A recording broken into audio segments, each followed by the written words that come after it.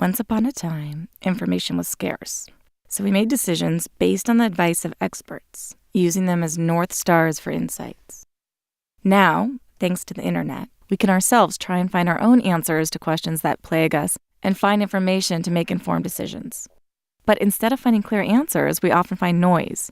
We're living in a world where we have too much information, and because of that, we're even more susceptible to great story. It's what helps us decide what to believe in. Stories are important because they're meaningful, and they're meaningful because they're memorable, impactful, and they personally connect.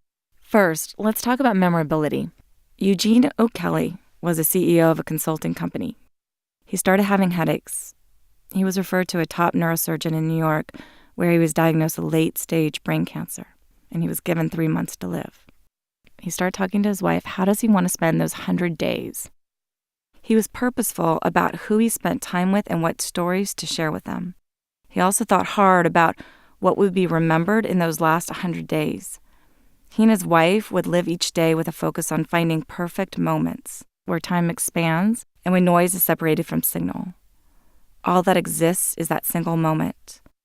And he found in those perfect moments, those were the most memorable stories that defined his life. In one study, researchers asked students to make a 1-minute persuasive pitch to other members in their class. And on average, a typical student used 2.5 statistics in their pitch. Only 1 in 10 told a story. 10 minutes later, the researcher asked everyone to pull out a sheet of paper and write down every single idea they remembered. Only 5% remembered any statistic. 63% of the students remembered the story. Stories are memorable in a way that statistics aren't. Now let me talk about impact. Research shows that individuals are more likely to buy from a person or an organization whose story they believe in and which resonates with them. In one study, Deb Small at the University of Pennsylvania and her colleagues wanted to determine how to best raise money for Save the Children, a charity focused on the well-being of children worldwide. They created 2 versions of a marketing pamphlet. The first version featured statistics about the magnitude of problems facing children in Africa. The second version also featured those statistics, but in addition provided information about Rokia, a 7-year-old girl from Mali, who faced the threat of severe hunger. The subjects were given $5 as compensation for the study, and before leaving, the researchers asked if they wanted to donate any money to the cause. The individuals in the story condition gave nearly twice as much money as those in the statistics condition. We used to think it was our rational brain that makes decisions. Now we know it's emotion driving decisions, and we rationalize the decision afterwards. Finally, I want to talk about personal connection.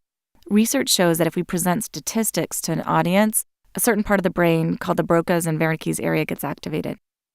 So the language processing part of the brain is activated and we can understand but not feel. When a story is shared, the audience feels the story. Our whole brain is activated and meaning is extracted. The meaning of the story comes from the personal connection the audience feels when they're listening to the story. And when a story is well told, they're able to feel connected not just to the story, but to the storyteller. When most of us think of advocating for ideas, we go to statistics. We go to convincing arguments, facts, and figures. But studies show that if we share a story, people are more likely to remember the message, be persuaded by it, feel personally connected to it. And when data and stories are used together, audiences are moved both intellectually and emotionally. For lasting effect, you need to persuade the rational brain, but also resonate with the emotional brain. Recent behavioral research has shown why stories are so powerful. It's because they're meaningful. Those who tell the best stories will become the best leaders. If we consider the simple question, what is the story, or why am I doing this, we may find we make very different choices of how we spend our time.